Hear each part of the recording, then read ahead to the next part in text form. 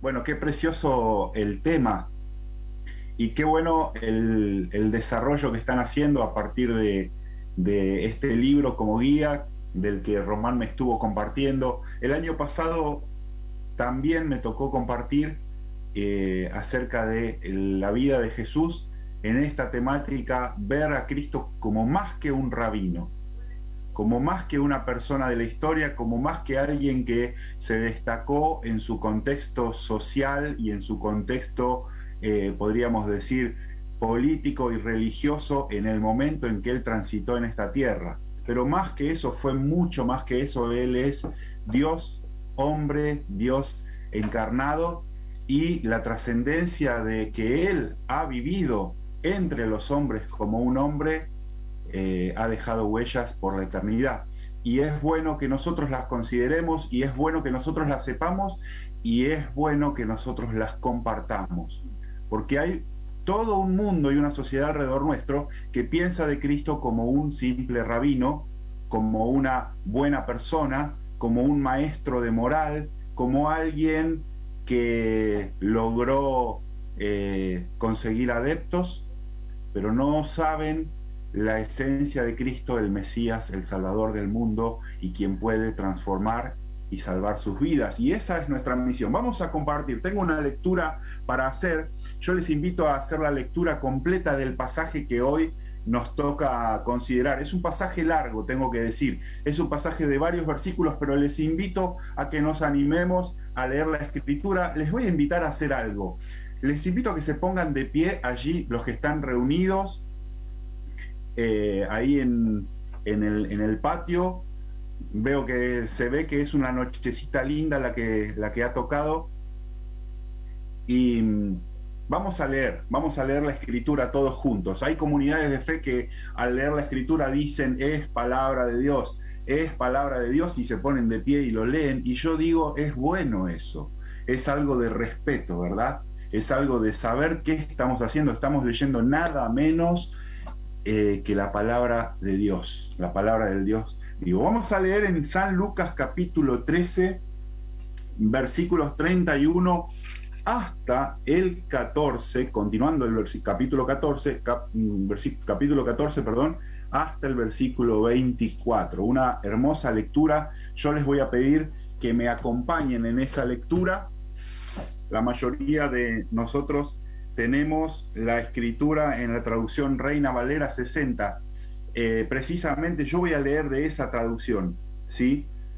Lucas capítulo 13, desde el versículo 31, y leemos. Dice: aquel mismo día llegaron unos fariseos diciéndole a Jesús: sal y vete de aquí porque Herodes te quiere matar. Y él les dijo: decid a aquella zorra, he aquí echo fuera demonios y hago curaciones hoy y mañana, y al tercer día termino mi obra. Sin embargo, es necesario que hoy y mañana y pasado mañana sigan mi camino, porque no es posible que un profeta muera fuera de Jerusalén. Jerusalén, Jerusalén, dice Jesús, que matas a los profetas y que apedreas a los que te son enviados. ¿Cuántas veces quise juntar a tus hijos como la gallina a sus polluelos debajo de sus alas y no quisiste? Versículo 35. He aquí, vuestra casa os será dejada desierta, y os digo que no me veréis hasta que llegue el tiempo en que digáis: bendito el que viene en el nombre del Señor. Capítulo 14, versículo 1 dice: aconteció en un día de reposo que, habiendo entrado para comer en casa de un gobernante que era fariseo, estos le acechaban. Tomá cuidado de esa palabrita, le acechaban. Y aquí estaba delante de él un hombre hidrópico. Entonces Jesús habló a los intérpretes de la ley y a los fariseos diciendo: ¿es lícito sanar en el día de reposo? Mas ellos callaron. Y él, tomándole, le sanó y le despidió. Y dirigiéndose a ellos dijo: ¿quién de vosotros, si su asno o su buey cae en algún pozo, no lo sacará inmediatamente, aunque sea en día de reposo?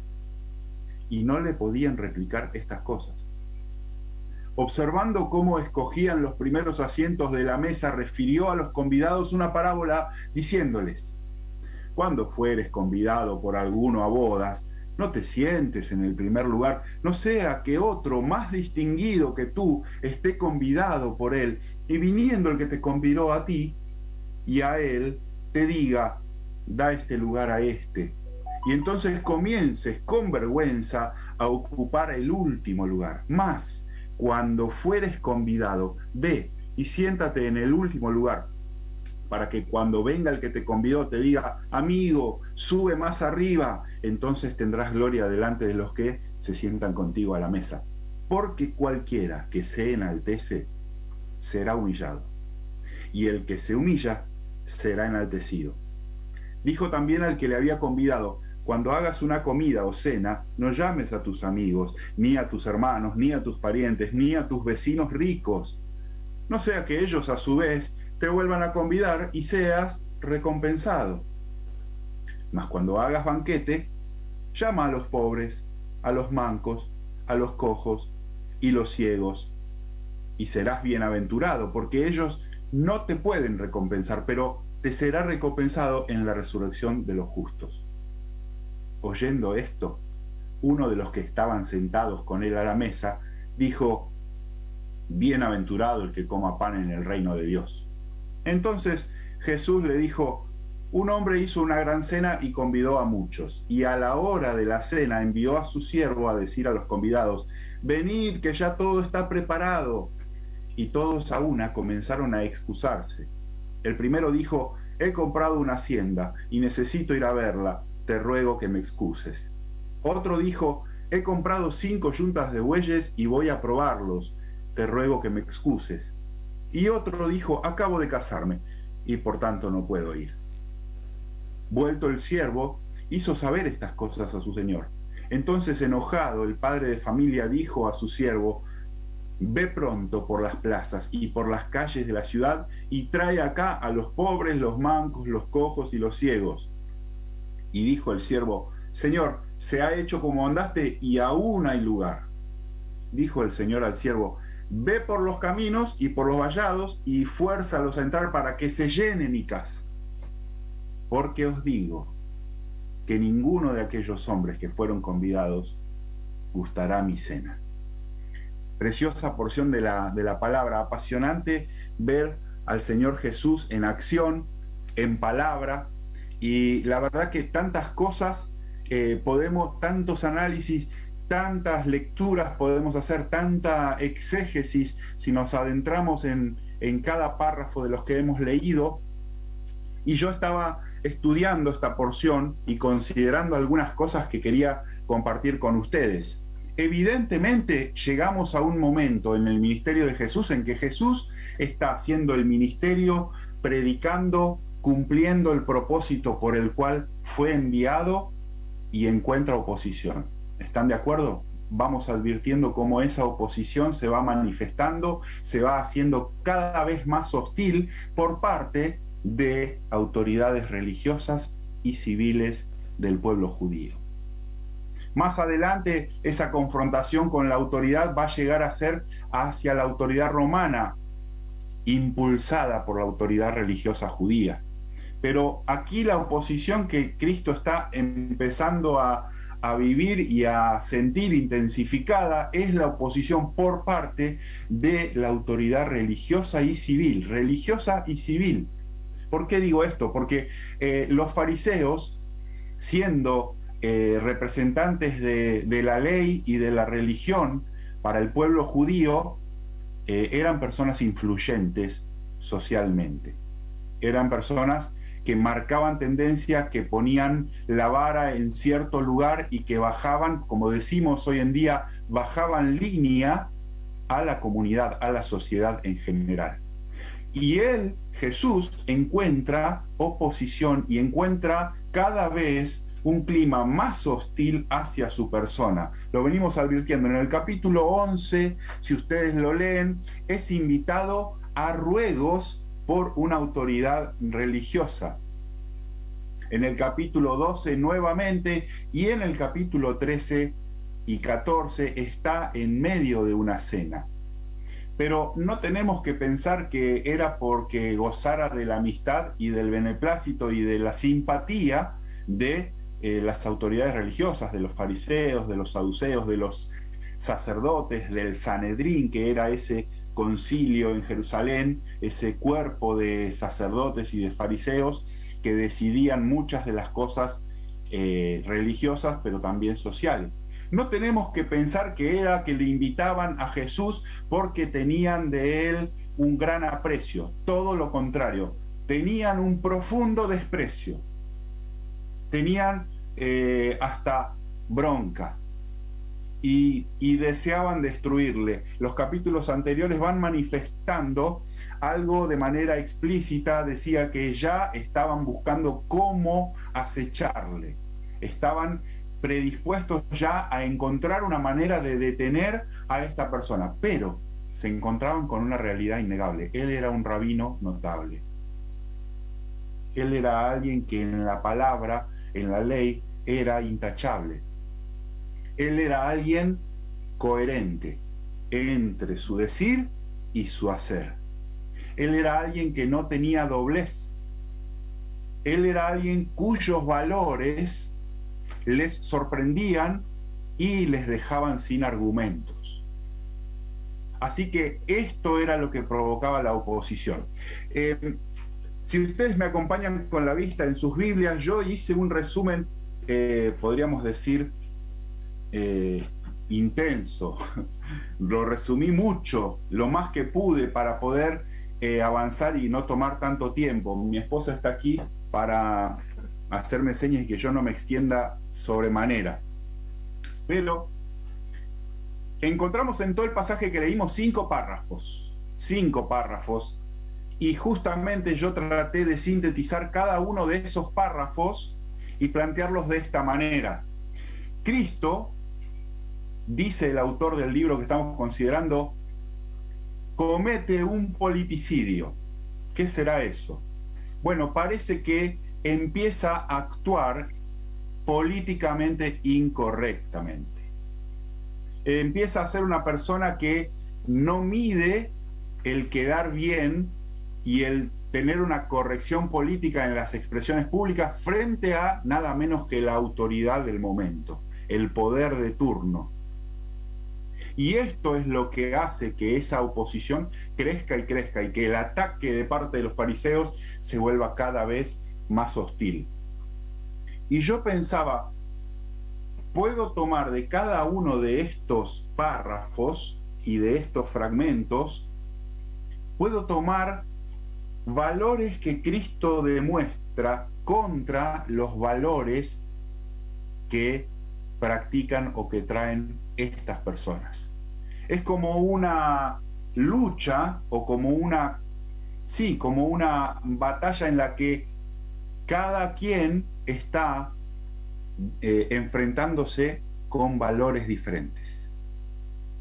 Es decir, las autoridades viven y practican una ética, una forma de vivir, unas costumbres, unos valores que Cristo los confronta uno por uno. Y yo les quiero pedir que me acompañen rápidamente. El pasaje que va del capítulo 13, versículo 31, hasta el versículo 35,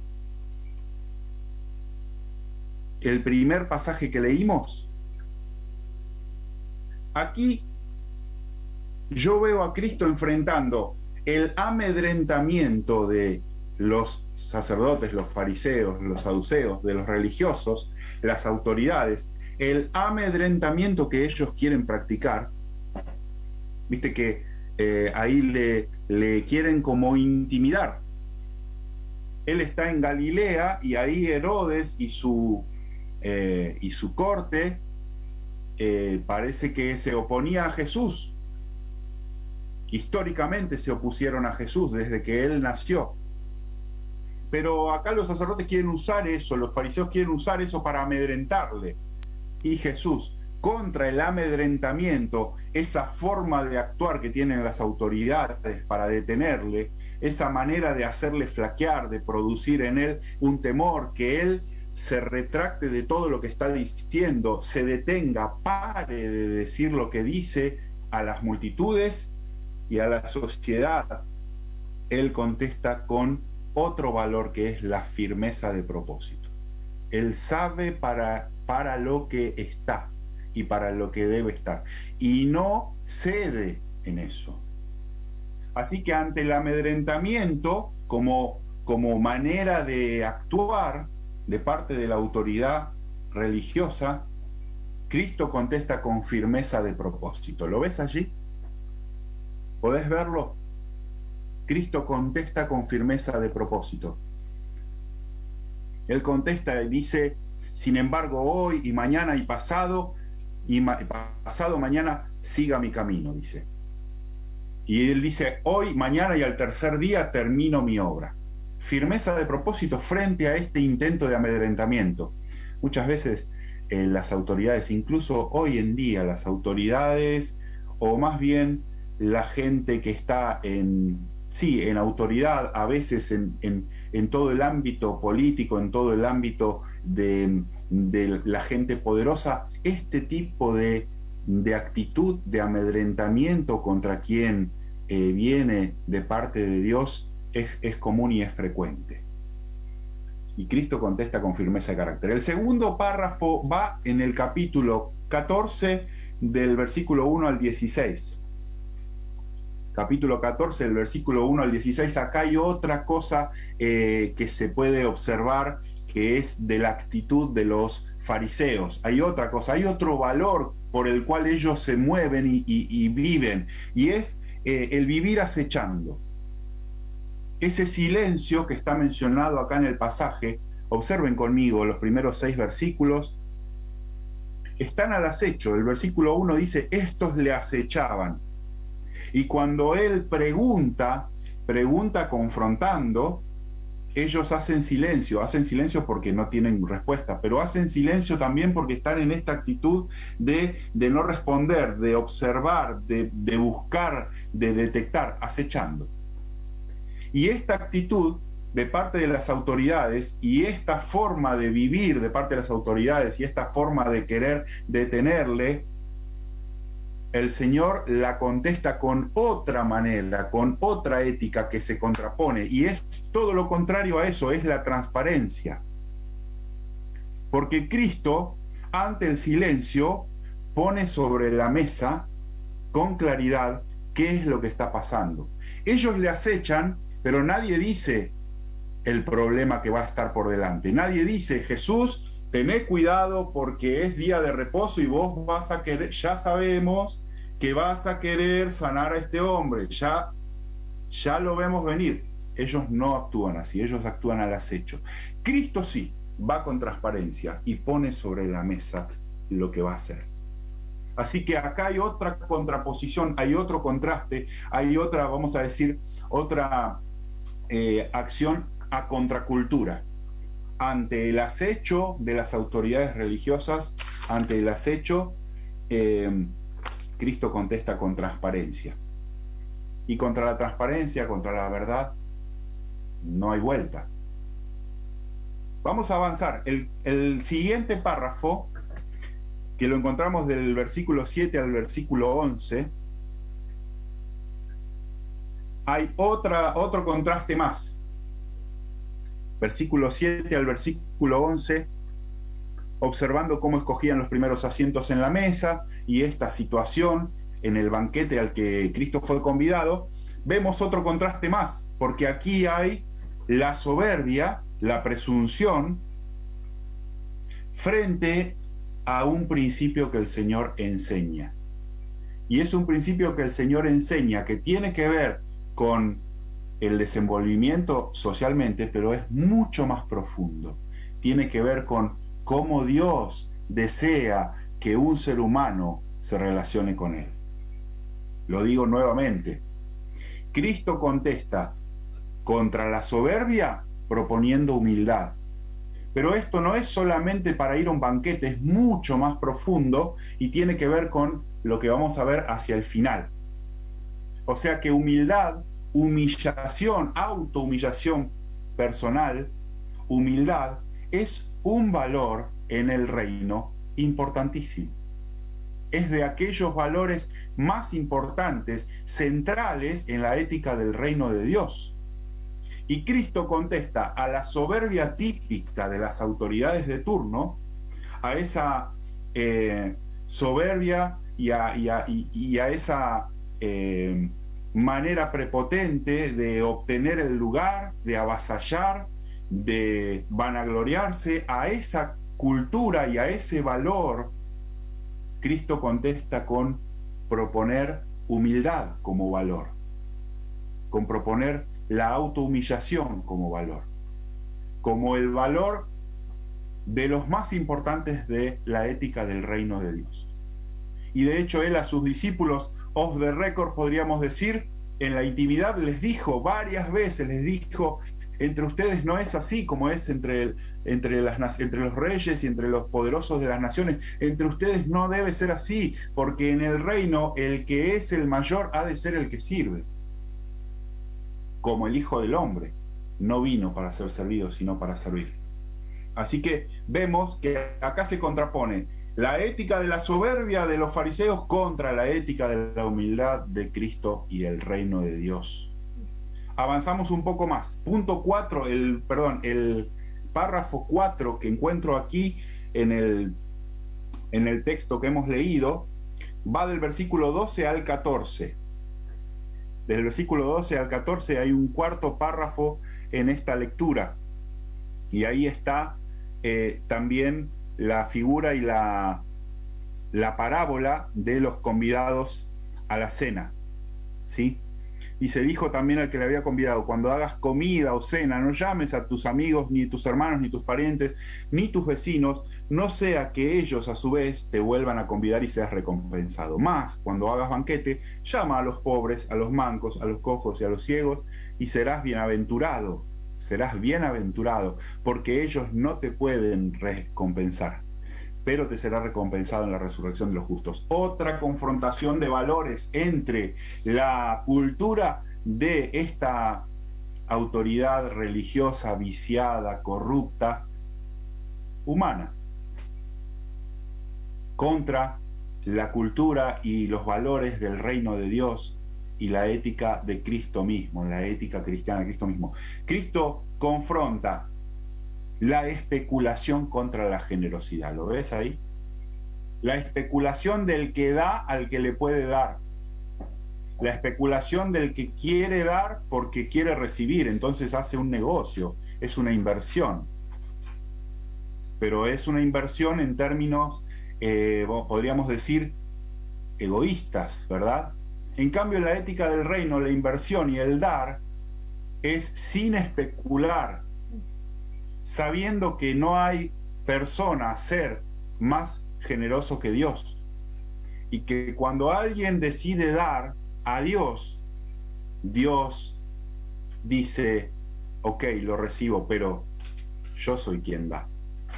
Y sobrepasa sobremanera y recompensa grandemente la generosidad. Aquí Cristo habla de la generosidad y les enseña una lección. La lección de que cuando uno da desinteresadamente, resulta más lleno y más satisfecho que cuando da para recibir, para esperar a cambio. Y eso lo vemos porque él dice, cuando hagas banquete, dice, y serás bienaventurado porque ellos no te pueden recompensar, versículo 14, pero te será recompensado en la resurrección de los justos. Y serás dichoso. ¿De dónde viene esta dicha? Serás bienaventurado. ¿De dónde puede salir esa dicha? Del hecho de que, como dice también la Escritura, es más dichoso dar que recibir. Es más, llena más dar que retener. Esta es la ética del reino y esta es una oposición más. Así que dijimos ya que Cristo contrapone la especulación contra la generosidad. Y un último pasaje, un último párrafo, el más largo, que va desde el versículo 15 hasta el 24, versículo 15 al 24,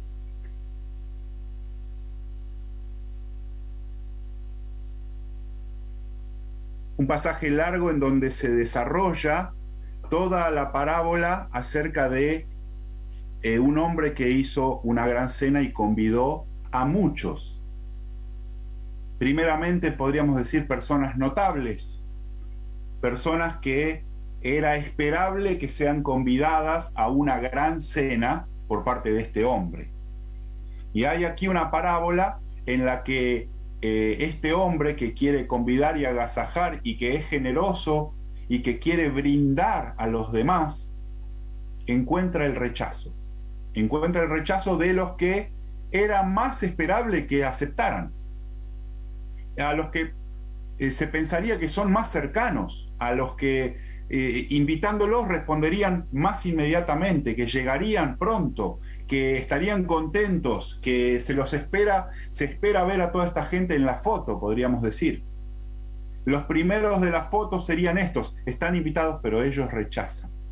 Entonces esta persona, vemos ahí en la parábola, lo que hace es extender su invitación a personas que no era esperable que fuesen convidadas, a personas que quizás no pertenecían a su círculo social, que no eran familiares, incluso que no pertenecían a la misma clase y al mismo entorno, a personas incluso socialmente discriminadas o rechazadas o vistas de manera diferente. Resulta que el hombre invita, convida a todos y advierte que aún hay lugar más y él extrema las medidas para que la casa se llene, para que la cena que preparó sea aprovechada al máximo por quienes quieran aceptar su invitación. Y así lo hace.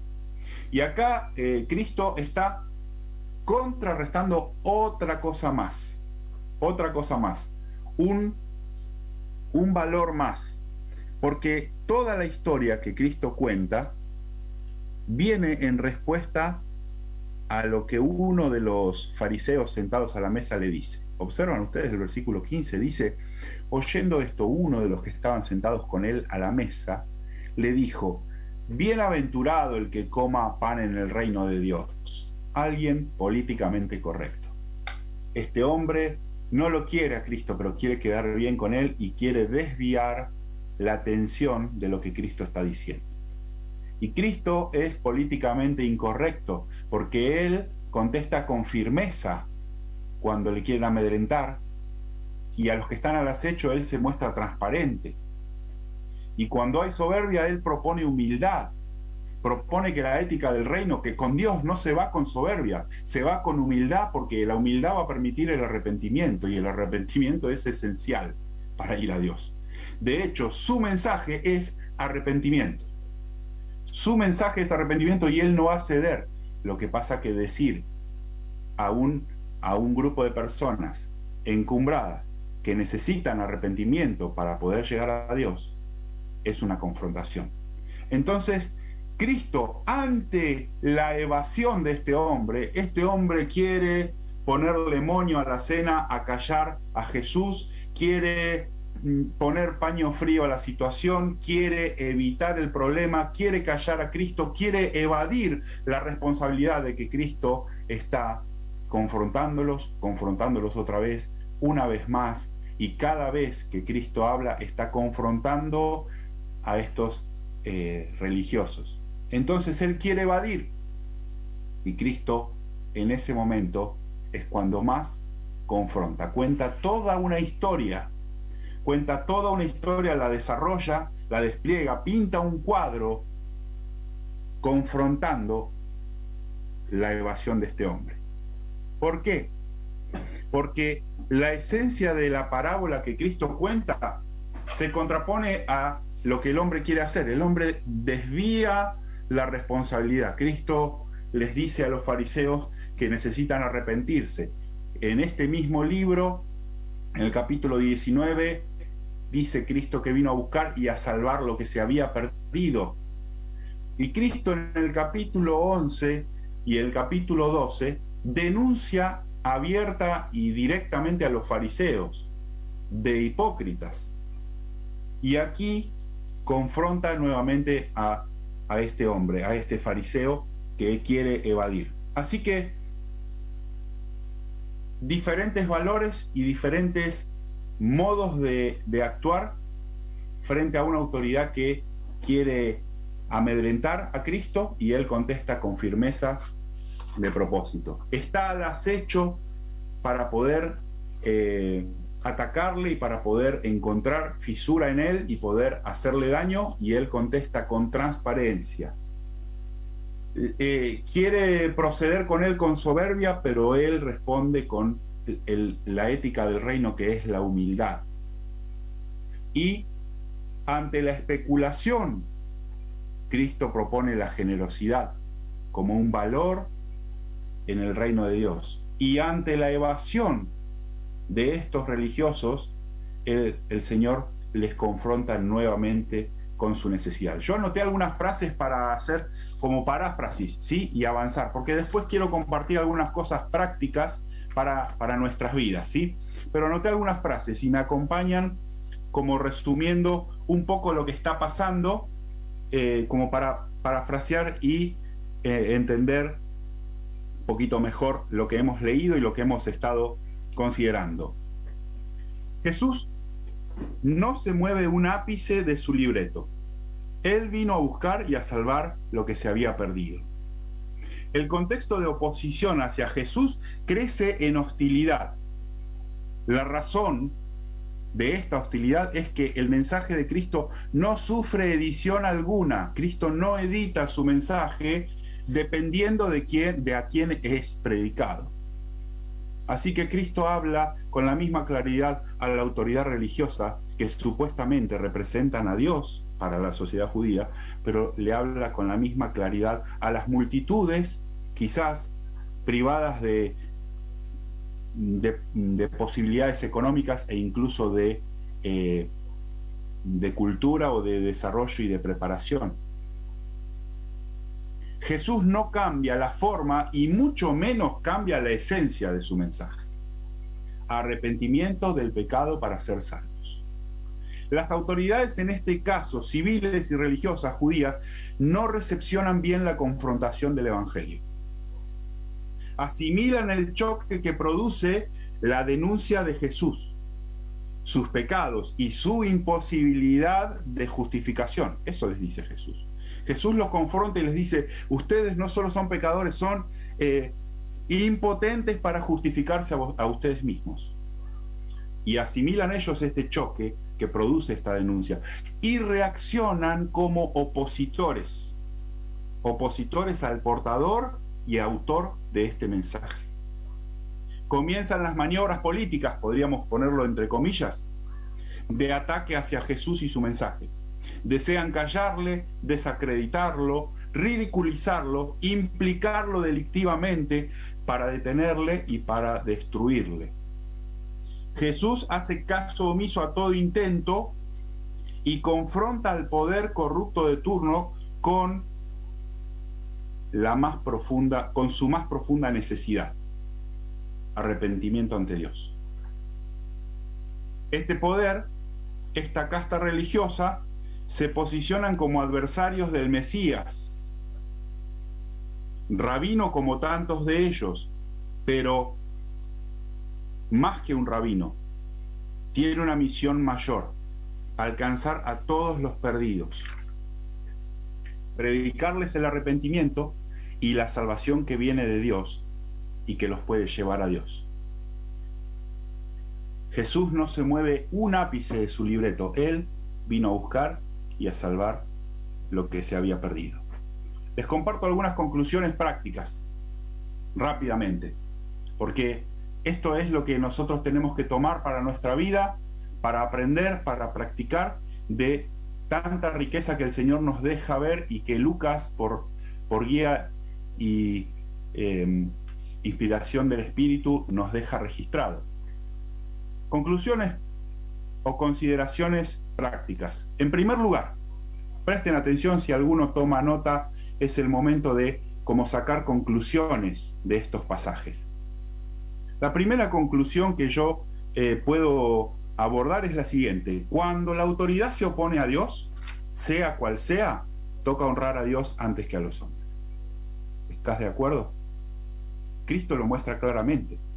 El pasaje de Hechos capítulo 4 y versículo 19, 5, 29, dicen eso, es mejor y es necesario obedecer a Dios antes que a los hombres. Repito, cuando la autoridad, cual fuere, se opone a Dios directamente, toca obedecer a Dios antes que a los hombres. Cristo encarna esto. La segunda conclusión, la necesidad de arrepentimiento y salvación es universal. No hay nadie exento.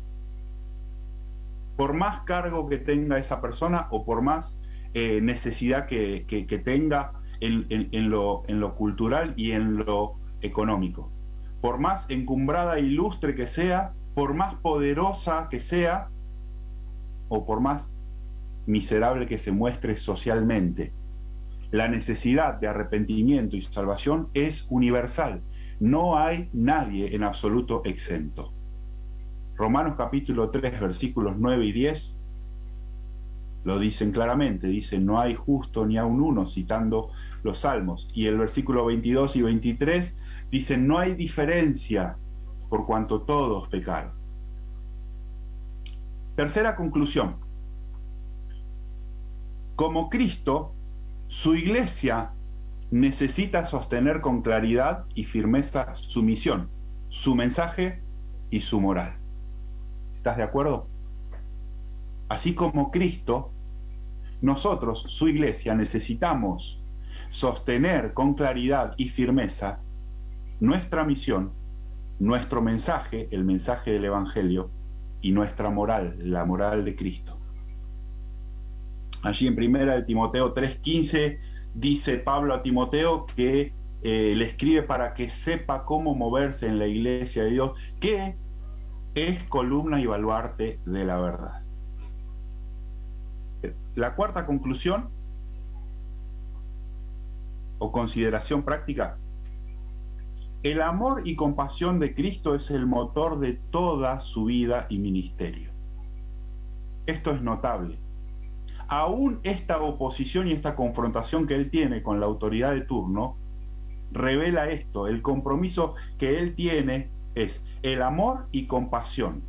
Ese es el motor de toda su vida y ministerio. Lucas 19:10 lo dice y lo repetimos. Dice, él vino a buscar y a salvar lo que se había perdido.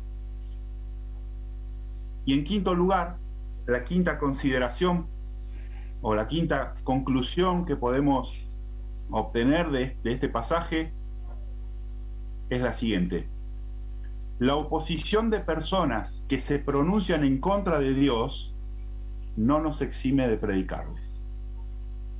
¿Estás de acuerdo? La oposición de personas que se pronuncian en contra de Dios, ya sean autoridades o no nos exime de predicarles. Lucas 13, versículo 34,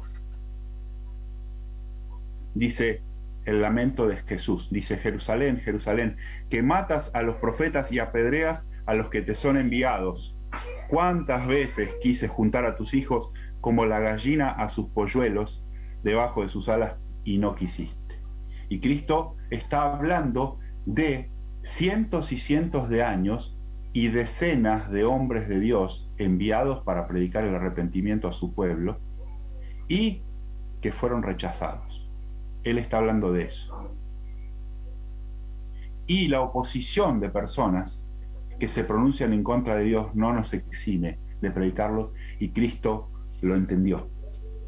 Algunas aplicaciones prácticas, queridos hermanos, para poder tener en mente en estos días. En primer lugar, imitemos a Jesús e incorporemos sus valores.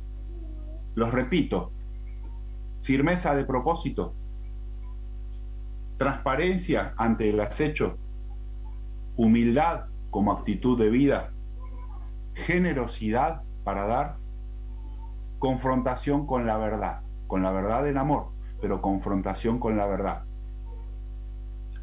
En segundo lugar, la segunda aplicación práctica. La primera, imitemos a Jesús. Aquí este pasaje nos muestra cómo Él es, imitémosle. La segunda aplicación práctica: orar por nuestras autoridades civiles en especial. Por toda autoridad de la que estemos debajo, necesitamos orar y Dios nos manda a orar. Pero nuestras autoridades civiles, puntualmente, hermanos, en este momento en el que vivimos, que nos toca vivir, nuestra responsabilidad como pueblo de Dios es orar, no murmurar. Yo no digo que tenemos que estar contentos con el color político de turno. No nos debemos a ninguno de los colores políticos. Nos debemos al Señor. Tenemos que votar responsablemente, pero nuestra función es orar. Te invito a que oremos por nuestras autoridades civiles y oremos detectando sus necesidades. Necesitan de Dios, necesitan moral, necesitan a Cristo, necesitan respeto a Dios y respeto a sus prójimos. Necesitamos nosotros orar por ellos. ¿Cuánto tiempo gastamos como iglesia en orar por las autoridades? Y esto es un desafío y una lección para mí mismo. La verdad, te abro el corazón, poco tiempo. Es más fácil quejarme, es más fácil renegar, pero no paso el suficiente tiempo orando. Y la tercera cosa para aplicar, y para terminar, ahora sí, testificar de forma personal y de forma social, con identificación, como lo hizo Cristo. No escondernos, sino identificarnos. De forma personal, ya sabemos, compartiendo uno a uno, tomando la oportunidad que el Señor nos presenta de testificar, de hablarle de Cristo a la persona que llega cerca nuestro o a donde llegamos nosotros. Pero socialmente me refiero a una identificación no con banderas politizadas. Y en esto quiero ser cuidadoso, pero quiero compartirlo, porque el Señor puso esto en mi corazón. Yo puedo identificarme con el color celeste, puedo identificarme con ciertos valores, y está bien que me pronuncie, pero identificarme como cristiano es identificarme con el amor y la compasión de Cristo y encarnar ese mensaje. Si yo me pronuncio en una marcha, puede que una marcha de color celeste esté teñida de un espíritu anticristiano. Por mi actitud, por la actitud con la que lo haga. Yo no estoy oponiéndome a eso, hermanos, no me malinterpreten. Lo que quiero decir es, estoy para reflejar socialmente el carácter de Cristo, no una bandera de uso, de mayor o menor uso político. Estoy de acuerdo, quiero decirles, obviamente estamos a favor de la vida y de defender y de tener voz, pero como cristiano mi función es testificar personal y socialmente, identificarme como Cristo, con su carácter. Él no cerró puertas, Él no rechazó, Él fue a buscar a prostitutas y a personas perdidas, a delincuentes, a ladrones, a personas de moral baja. Así que estas tres cosas prácticas quiero compartir con ustedes. Imitemos a Jesús, incorporemos sus valores. Oremos por nuestras autoridades, pero oremos específicamente, intencionalmente. Y en tercer lugar, testifiquemos personal y socialmente, tomando una identificación con Cristo y reflejándole. Que Dios nos bendiga. ¿Me acompañan? Vamos a orar y terminamos este tiempo. Señor, gracias por este tiempo, gracias por ver a Cristo. Qué bien nos hace ver a Cristo. Más que un rabino, más que un maestro de la religión judía, más que un maestro de moral en su tiempo, el Mesías, el Salvador del mundo, Dios hecho hombre. Gracias, Señor, por poder verle, por poder ver su esencia, poder percibir su carácter, Señor, y poder ver sus valores, y, Señor, ver cómo en todo te agradó y tu Espíritu obró a través de él con poder. Gracias, Señor. Oramos poder tomar de estas lecciones, Señor, y hacerlas prácticas en nuestra vida. Oramos, Señor, con gratitud, en el nombre de Cristo Jesús. Amén. Muchas gracias, hermanos.